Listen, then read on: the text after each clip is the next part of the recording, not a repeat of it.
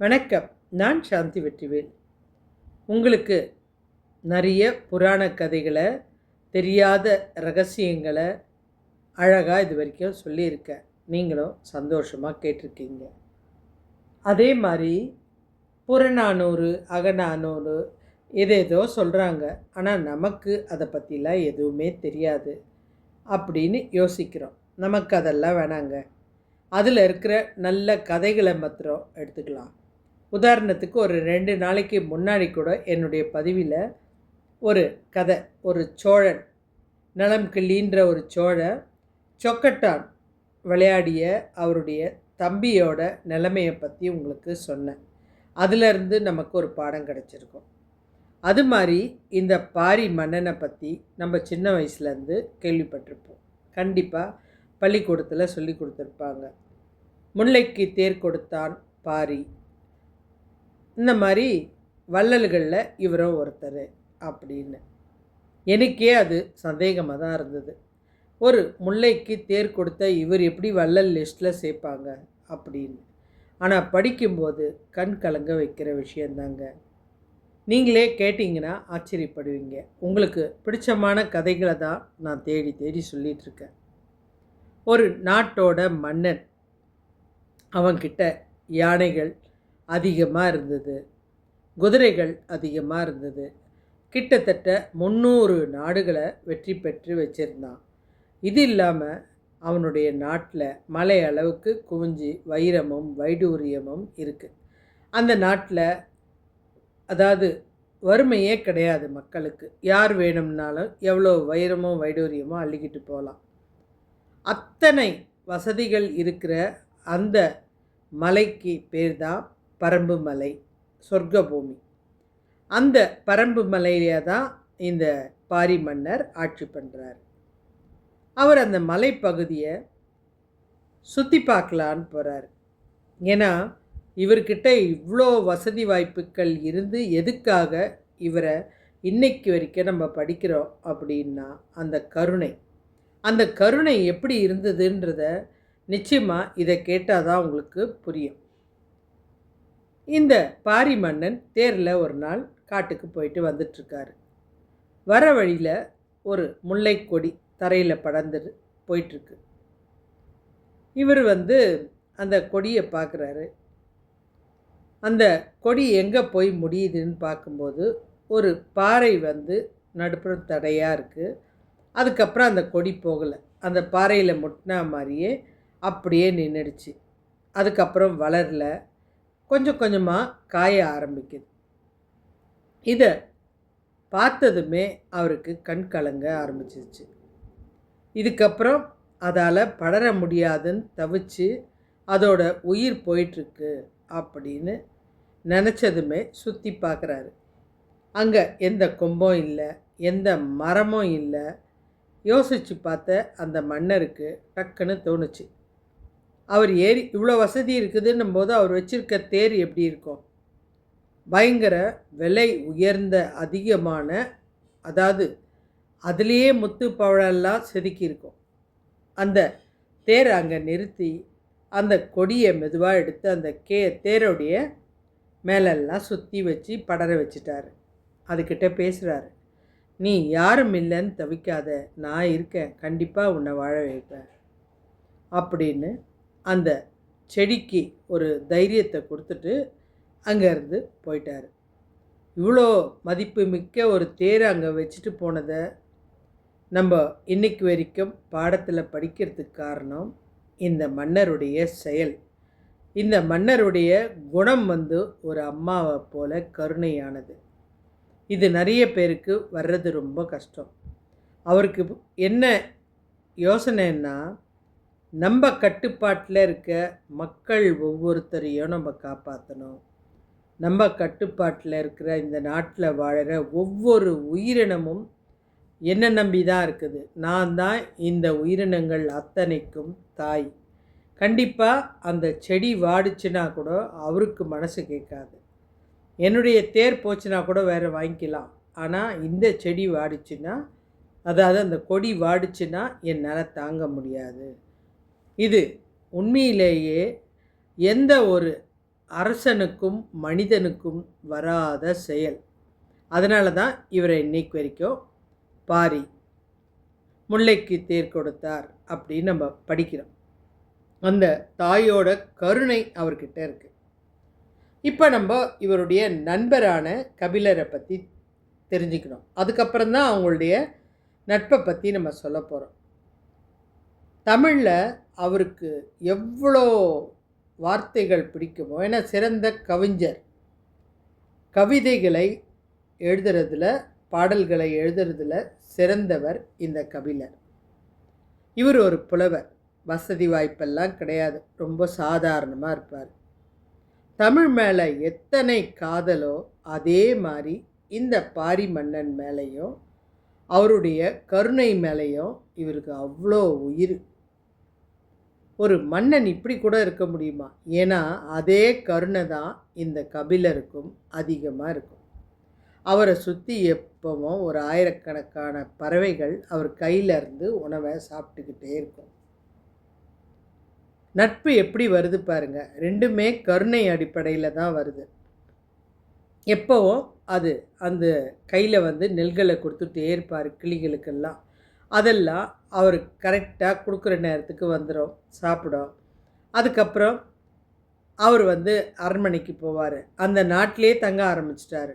ஏன்னா அவருக்கு வந்து புலமை மேலே எவ்வளோ காதலோ அன்போ அந்த அளவுக்கு அந்த பாரி மன்னன் மேலே அவ்வளோ உயிர். அந்த மன்னனை பற்றி சொல்லணுன்னா அந்த நாடு செழிப்பு அப்படி இருக்கும். பணம் வசதியெலாம் ஒரு பக்கம் இருந்தாலும் உணவு தட்டுப்பாடுன்றதே இருக்காது.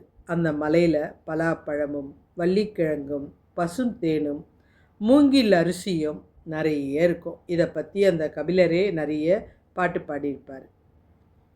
நம்ம நாட்டில் மக்கள் உழைக்காமலேயே இயற்கை அன்னையே அள்ளி அள்ளி கொடுக்குறா. பணம் இருக்குது, ஆனால் அதை செலவு பண்ண தேவையில்லை. உணவும் இயற்கை அன்னையே பயங்கரமாக கொடுத்துட்றா அப்படின்னு அவர் அந்த மன்னனை நினச்சி பாடுவார். இந்த 2 பேருடைய நட்பை விட இந்த நாட்டோட வளமை மேலே இந்த மூவேந்தர்கள், சேர சோழ பாண்டிய மன்னர்களுக்கு ரொம்ப கோபமாக இருந்தது. இந்த மன்னனை ஒன்றுமே செய்ய முடியலையே, நம்ம அந்த நாட்டை கைப்பற்றணுன்னா அவங்கிட்ட எந்த பிரச்சனையும் இல்லை, அவன் நாடும் செழிப்பாக இருக்குது. மக்களுக்கிட்ட போய் பேசினாலும் யாரும் இவங்களுக்கு உடன்பட மாட்டேன்றாங்க. யாராவது ஒருத்தன் எட்டப்ப காட்டி கொடுத்தா அந்த நாட்டை பிடிச்சிடலாம். ஆனால் மக்கள் எல்லாருமே அரசனால் நல்லா இருக்கும்போது அந்த நாட்டை பிடிக்கிறதுக்கு வாய்ப்பே இல்லை. அப்போ என்ன பண்ணலாம் அப்படின்னு இந்த மூவேந்தர்களும் யோசித்து அந்த மக்களுக்கு உணவு கிடைக்காம பண்ணணும் அப்படின்னு நினச்சி அந்த இயற்கையை அழிக்கிறாங்க.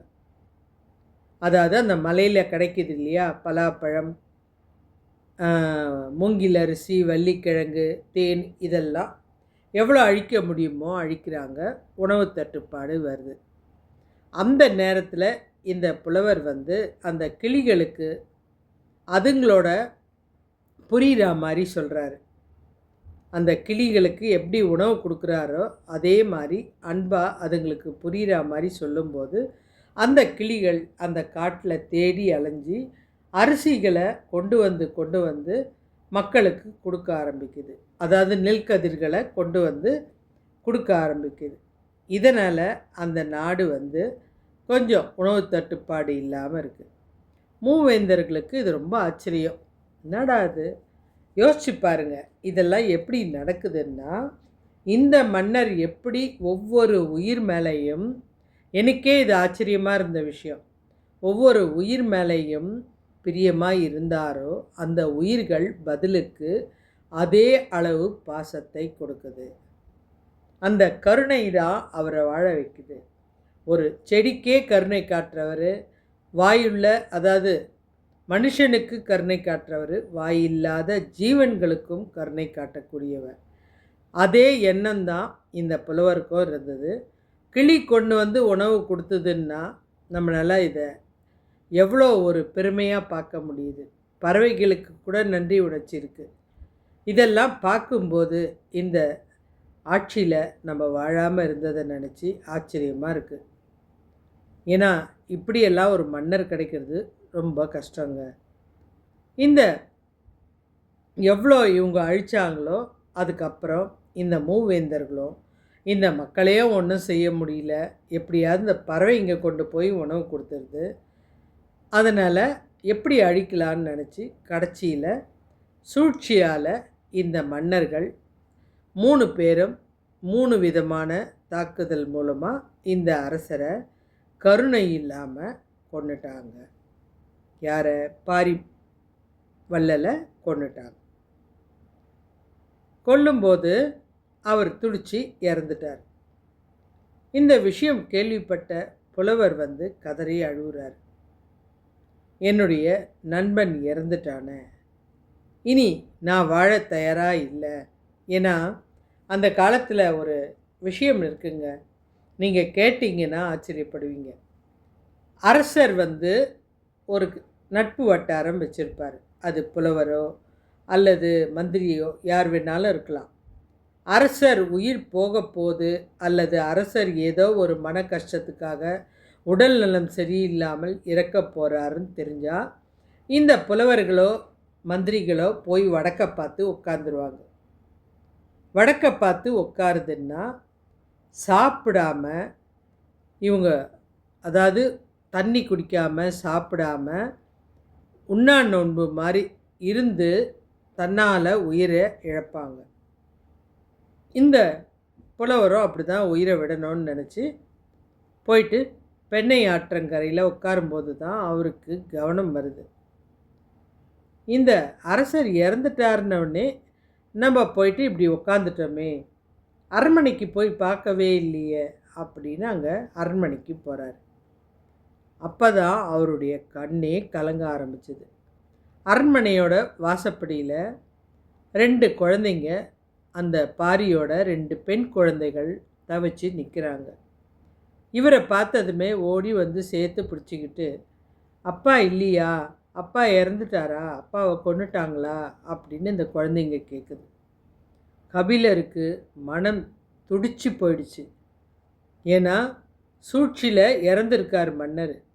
இந்த 2 பெண் குழந்தைங்களை இனி யார் பார்த்துக்கிறது அப்படின்னு அவருக்கு ஒரு பயம் வந்துருச்சு. உடனே அந்த 2 பெண் குழந்தைங்களுக்கும் அறிவுரை சொல்லி, கவலைப்படாதீங்க, உங்களுக்கு பாதுகாப்பாக நான் இருக்கேன் அப்படின்னு சொல்லி இறக்குற அவருடைய மனதை மாற்றிக்கிட்டு இந்த 2, அப்போல்லாம் வந்து பால்ய விவாகம் நடக்கும், இந்த 2 பெண் குழந்தைகளையும் கூட்டிகிட்டு ஒவ்வொரு நாட்டுக்கும் போகிறார். இந்த பெண் குழந்தைகள் யார் தெரியுமா உங்களுக்கு? அங்கவை, சங்கவை, இவங்க 2 பேரும் தான். இவங்களை கூட்டிகிட்டு ஒவ்வொரு நாட்டுக்கும் கூட்டிகிட்டு போகிறாரு. இந்த குழந்தைங்க மிக பெரிய வீரனுடைய மகள்கள்.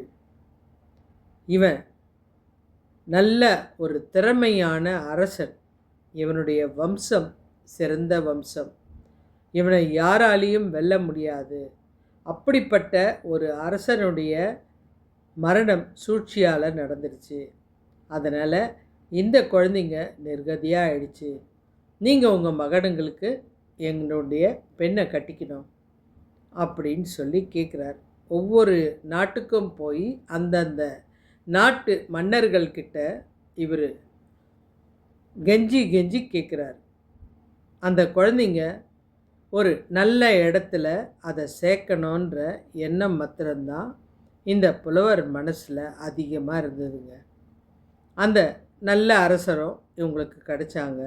இந்த அங்கவை சங்கவை 2 பேரையும் அந்த நாட்டில் அந்த அரசருடைய மகன்களுக்கு திருமணம் செஞ்சு வச்சுட்டு இவர் நேராக வந்துட்டு பெண்ணை ஆற்றங்கரையில் வந்துட்டு தன்னுடைய நண்பனை நினச்சி கதறி அப்போ தான் அழ ஆரம்பித்தார். அது வரைக்கும் அவளுக்கு அழறத்துக்கு நேரமே கிடைக்கல.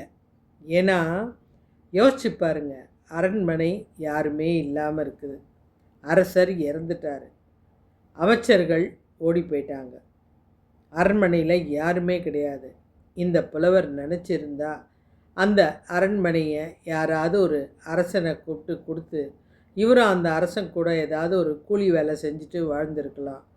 ஆனால் இந்த பெண் குழந்தைகளை பார்த்ததும், இது என்னோட பிறப்பு, அதாவது என்னுடைய நண்பர் இல்லை, ஆனால் அவருடைய குழந்தைகளை கரை சேர்க்க வேண்டிய பொறுப்பு எனக்கு இருக்குது அப்படின்னு நினச்சி இந்த கபிலர் துடி துடிச்சு கதறி அழுது அந்த குழந்தைகளை கூட்டிகிட்டு அவருடைய கௌரவம் குலைக்காத மாதிரி, அதாவது அரசருடைய கௌரவம் குறையாத மாதிரி பெரிய பெரிய மன்னர்கள் அரண்மனைக்கு கூட்டிகிட்டு போய் என்னுடைய இந்த 2 குழந்தைங்களை நீங்கள் ஏற்றுக்கணும். இவங்க பாரி மன்னனுடைய மகள்கள், இப்போ அவரை சூழ்ச்சியால் கொண்டுட்டாங்க, இந்த குழந்தைங்களை நீங்கள் ஏற்றுக்கணும் அப்படின்னு அவர் கெஞ்சினது எவ்வளோ ஒரு சிறந்த நட்பு பாருங்கள். அந்த வசதியை வாழ்ந்திருக்கலாம், இல்லை அவர் வேறு நாட்டு மன்னனுக்கு போய் ஏதாவது எடுபிடி வேலை செஞ்சு வாழ்ந்திருக்கலாம். இந்த குழந்தைகளை பாதுகாக்கணும் அப்படின்ற ஒரு அவசியமே இல்லை. இந்த அரசர் எவ்வளோக்கு எவ்வளோ கருணையானவரோ அதை விட கருணை இந்த கபிலருக்கும் இருக்குது. உயிர் நண்பனுக்கு ஒரு சிறந்த ஆலோசகனா, அறிவு சொல்கிறதா, சில நேரம் நீ பண்ணுறது தப்புன்னு எடுத்து சொல்கிறதா. ஏன்னா இப்படிப்பட்ட மன்னர்லாம் தப்பு செய்ய போகிறதுக்கு வாய்ப்பே கிடையாது. அவர் இறந்தப்போ அவர் துருத்துரிச்சு அழுதது. ஏன்னா அவர் இறக்கும்போது அவர் உடனே இறக்க தான் நினச்சார். ஆனால் அந்த குழந்தைகளை பார்த்ததுமே தன்னுடைய மனசை அப்படியே மாற்றிக்கிட்டார்.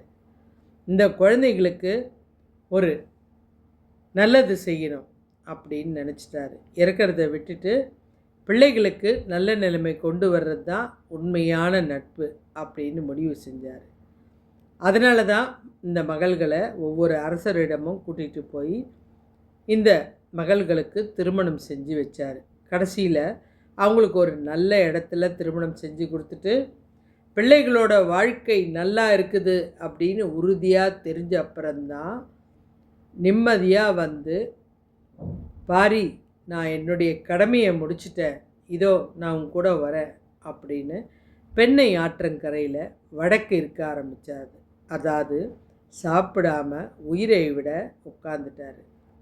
அப்போ அவர் ஒரு கவிதையை அந்த இடத்துல எழுதுகிறார். அந்த கவிதை தமிழகமே கண் கலங்க வைக்கும் கவிதை. நிலா அழகாக இருந்தது, பாரி இருக்கும்போது நிலா அழகாக இருந்தது. ஆனால் இன்னைக்கு பாரி இல்லை, என் உலகமே இருண்டு போயிடுச்சே அப்படின்னு அவர் அழுக இந்த உலகத்தில் இருக்கிற எல்லாருமே அழ ஆரம்பித்தாங்க. இந்த பாரியோட சொத்துக்களை எடுக்கலை, மகள்களை அம்போன்னு விடலை, தன்னுடைய நண்பன் இல்லைன்னாலும் அந்த நண்பர் இருந்தால் என்னென்ன செஞ்சிருப்பாரோ அந்த செயல்களை அழகாக செஞ்சுட்டு அவர் இந்த நாட்டில் இருந்து உயிரை விடுறாருன்றது எவ்வளோ பெரிய நட்பு பாருங்கள். இந்த பரம்பு மலை இயற்கையும் மனிதனும் இணைந்து வாழ்ந்த சொர்க்க பூமிங்க. அவ்வளோ ஒரு அற்புதமான பூமி. இப்போ இந்த கதையை நான் உங்களுக்கு சொல்லிட்டேன், இவங்களுடைய தனித்தனி குணங்களும் சொல்லிட்டேன். கடைசியில் இந்த புலவர் எடுக்க இருந்த அந்த வடக்கு நோக்கி அமர்தல்ன்ற இறப்பை பற்றி சொல்லிட்டேன். கடைசியில் அந்த குழந்தைங்களுக்கு நல்லது செஞ்சுட்டு தான் இந்த புலவர் உயிரை விடுறாரு. கருணைக்கு எல்லையே கிடையாதுங்க. பாரி வெறும் ஒரு செடிக்கு உதவி செய்யலைங்க, வாய் பேச முடியாத ஒரு உயிருக்கு கூட இந்த மன்னன் இறங்கி உதவி செய்வான்றது எவ்வளோ பெரிய மனிதாபிமான செயல். நம்மக்கிட்ட வசதி இருக்கும்போது நம்ம சுற்றி இருக்கிறவங்களுக்கு மட்டும் இல்லாமல் இயற்கைக்கும் பிற உயிரினங்களுக்கும் உதவி செய்யணும், நேசிக்கணும். பதவியை விட அன்பு தாங்க பெருசு. மூவேந்தர்கள் மிக பெரிய படைகளை வச்சிருந்தாலும் பாரியை வெல்ல முடியல. ஆனால் ஒரு எளிமையான புலவர் கபிலர் பாரியோட இதயத்தையே வென்றுட்டாருங்க. அதிகாரத்தால் கிடையாது, பலத்தால் கிடையாது, கருணையால், அன்பால் கண்டிப்பாக ஒரு ஜீவனை பணிய வைக்க முடியும். ஆனால் அன்பால் மட்டும்தான் ஒரு மனுஷனை ஆளவே முடியும். பாரியோட வீரத்தை விட அவர் கொடுக்கும் அந்த உயிர்களுக்கு கொடுக்குற அந்த கருணை குணம் இருக்குது பாருங்கள், அந்த குணம் தாங்க இன்னைக்கு வரைக்கும். அவர் வீரத்தை கூட யாரும் பேசலை, அவ்வளோவா தெரியாது. ஆனால் அவருடைய கருணையை இன்னைக்கு வரைக்கும் பேசுகிறோம். நட்புன்றது ஒரு பெரிய பொறுப்புங்க. நண்பர்கள் இருக்கும்போது அவங்க கூட சேர்ந்துட்டு மகிழ்ச்சியாக மட்டும் வாழறது நட்பு இல்லைங்க. உங்களுக்கு உதவி தேவைன்னும் போது கேட்குறதுக்கோ, அல்லது அவங்க இறந்துட்டாங்கன்னா அந்த பக்கம் கூட போகாமல் இருக்கிற எத்தனையோ நட்புகளை நம்ம பார்க்குறோம். இருக்கிற வரைக்கும் சொல்லுவாங்க, நீ தான் என் உயிர், எந்த காலத்து கொண்டும் உன்னுடைய நட்பை நான் இழக்க விரும்ப மாட்டேன். ஆனால் இந்த மாதிரி சூழ்நிலையில் ஒரு புலவர், அவருக்கு வசதி வாய்ப்பு இல்லை, அந்த பணத்தை பறிக்க நினைக்கல, அந்த குழந்தைகளுக்கு வாழ்க்கையை கொடுக்க நினச்சாரு. அதை சரியாக செஞ்ச இப்படிப்பட்ட ஒரு நட்பு உலகத்தில் எங்கெங்கே பார்க்க முடியும்? நீங்களே சொல்லுங்கள். கண்டிப்பாக யாராலையும் பார்க்க முடியாது. இவர் இந்த பாரி மகளுக்காக ஒவ்வொரு இடத்துலையும் பட்ட கஷ்டம். நட்புன்றது ஒரு கடமை உணர்வு. உயிர் போவது மட்டும் நட்பல்ல, உயிரோடு இருந்து ஒரு நட்பை எப்படி காப்பாற்றுறது அப்படின்றது ஒரு நட்பு. ஒரு வரியில் உங்களுக்கு சொல்லணும்னா, கொடுக்கறதுல பாரியை போல் இருக்கணும், நட்பில் கபிரலை போல வாழணும். அதுதாங்க ஒரு முழுமையான வாழ்க்கை. இதிலிருந்து நம்ம தெரிஞ்சுக்க வேண்டியது என்னன்னா, நட்புன்னா நம்ம உண்மையாக நிச்சயமாக ஒருத்தன் மேலே நட்பாக இருந்தோம்னா, அந்த நட்பு நம்ம உயிர் இருக்கிற வரைக்கும், அந்த குடும்பம் தன்னுடைய நண்பன் இல்லைன்னாலும் அந்த குடும்பம் நல்லா இருக்கா, அந்த குடும்பத்தை சேர்ந்தவங்களுக்கு ஏதாவது தேவைப்படுதா? நட்புன்னா அதாங்க. ஒரு சாதாரண புலவர் அந்த நட்பை எவ்வளோ அழகாக சொல்லிட்டாரு. ஒரு மிகப்பெரிய அரசன் புலவர்கிட்ட இருக்கிற அந்த கருணைக்காக எவ்வளோ அன்பாக அவர்கிட்ட பேசியிருக்காரு, வாழ்ந்திருக்காரு. அதனால தான் அந்த நட்பு கடைசி வரைக்கும் அவருடைய வம்சத்தை அழகாக கரை சேர்த்துற வரைக்கும் உயிரை கையில் பிடிச்சிக்கிட்டு, என்னுடைய நண்பனுக்காக நான் யார் காலில் விழுந்தாலும் அதை பற்றி கவலை இல்லை, எங்கே போய் நான் கெஞ்சி கேட்டாலும் அது என் நண்பனுக்காக செய்கிற ஒரு தியாகம். கண்டிப்பாக அந்த நண்பன் இப்போ உயிரோடு இல்லை, பார்க்க போகிறது இல்லை. ஆனால் இவர் செஞ்ச அந்த தியாகம் காலம் கடந்து கிட்டத்தட்ட எப்படியும் ரொம்ப காலமாயிருக்குங்க. இந்த பாரி மன்னர்லான்றது நம்மெல்லாம் தெரியாத ஒரு 100 வருஷத்து கதையே நம்மளுக்கு தெரியல, 500 வருஷத்து கதையே தெரியல. இதெல்லாம் ஆயிரங்களை கடந்த வருடங்களுக்கு முன்பாக நடந்த ஒரு விஷயம். இதை இன்னைக்கு வரைக்கும் ஒவ்வொரு குழந்தையும் படிக்கிறதுக்கு காரணம் இந்த நட்பும் இந்த கருணையும் தான். இதை படிக்கிறதுலேருந்து நம்ம என்ன தெரிஞ்சுக்கணும்? இந்த செடிக்கு கூட உயிர் இருக்குது, இந்த விலங்குக்கு கூட உயிர் இருக்குது. யாரையும் துன்புறுத்தத்துக்கு கடவுள் நம்மளை படைக்கலை. அதை எவ்வளோ அழகாக ஒரு பெரிய அரசர் காமிச்சு கொடுத்துட்டாரு. அதை விட மரியாதை இந்த புலவர் மேலே இருக்குது. இவருடைய வறுமைக்கு எந்த அரசர் வேணும்னாலும் இவரை சுலபமாக பணம் கொடுத்து ஏற்றுப்பாங்க. ஏன்னா ஆலோசனை சொல்கிறதுக்கு ஆட்கள் இருந்தால் போதும், வளர முடியும்னு தெரியும். அதனால் பணம் வாங்கிட்டு அவர் எந்த அரசனுக்கு வேணாலும் உதவி செய்யலாம். ஆனால் அந்த குழந்தைகளை பார்த்ததும், என் நண்பன் நான் இருக்கிறத நம்பி தான் உயிர் விட்டுருக்கான், நான் தான் இதுங்களுக்கு மொத்த பொறுப்போம் அப்படின்னு அந்த குழந்தைகளை சேர்த்து அந்த அரண்மனைகளை அந்த குழந்தைகளுக்கு ஒப்படைச்சு அவர் வடக்கு பார்த்து உட்கார்ந்து உயிர் விடுறது இன்னைக்கு வரைக்கும் நம்ம பேசுகிறோன்னா, இதுக்கு உண்மையிலேயே இப்படி ஒரு நட்பு புறநானூறுத்தில் இருக்குன்றது எனக்கே இப்போ தான் தெரியும். அதனால தான் உங்கள்கிட்ட பகிர்ந்துக்கிறேன். இது போல் புறநானூறு, அகநானூறு இதிலெல்லாம் ஏதாவது சிறப்பான கதைகள் இருந்தால் கண்டிப்பாக உங்களுக்கு நான் சொல்கிறேன். இன்னும் நிறைய தெரியாத விஷயத்தை பற்றி நான் உங்களுக்கு சொல்ல போகிறேன். அதனால் சேனலை சப்ஸ்கிரைப் பண்ணிக்கோங்க. முக்கியமாக இது வரைக்கும் எனக்கு நிறைய பேர் சப்ஸ்கிரைப் பண்ணியிருக்கீங்க. கிட்டத்தட்ட 2000க்கு மேலே ஆயிடுச்சு. கண்டிப்பாக இது அத்தனைக்கும் நான் தாங்க உங்களுக்கு நன்றி சொல்லணும். ஏன்னா உங்களால் என்னுடைய அறிவாற்றல் வளருது. இதனால் என்னால் நிறைய விஷயம் தெரிஞ்சுக்க முடியுது. உங்களுக்கு பிடிச்சா லைக் பண்ணுங்கள், மற்றவங்களுக்கு ஷேர் பண்ணுங்கள், கமெண்ட் பண்ணுங்கள். இன்னும் நிறைய கதைகளில் சந்திக்கலாம். நன்றி.